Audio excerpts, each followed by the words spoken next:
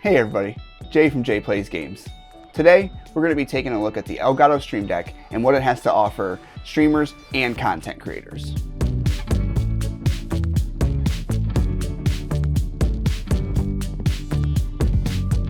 If you don't already know, the Elgato Stream Deck is a device that allows streamers and content creators to automate their workflow as well as improve their production value.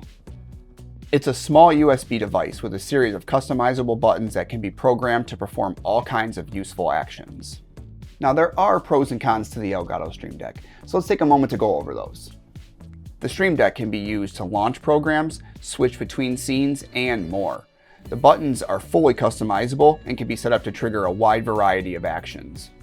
It's easy to set up, and the buttons are clearly labeled, making it easy to navigate and use.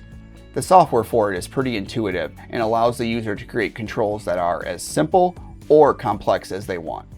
Finally, the Stream Deck can help streamers and content creators to up their game by automating repetitive and complex tasks, allowing them to focus on what really matters, creating great material and a more enjoyable experience. To be honest, I use this every time I hit the Go Live button, and I'm a big fan. That being said, it is not perfect. The Stream Deck is a premium product and it does come with a premium price tag. Depending on which model you choose, it can get pretty pricey pretty quick.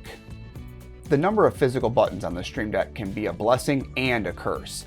It's currently offered with models that have 6, 15, and 32 physical buttons, as well as a newer model that features 8 buttons, a touch strip, and 4 dials.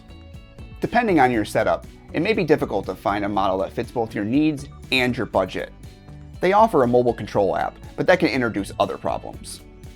Lastly, the Stream Deck does require a computer to work, so it might not be suitable for those who require a standalone solution. Overall, I think the Elgato Stream Deck is a great tool for anyone who wants to improve their production value and make their workflow both easier and more efficient.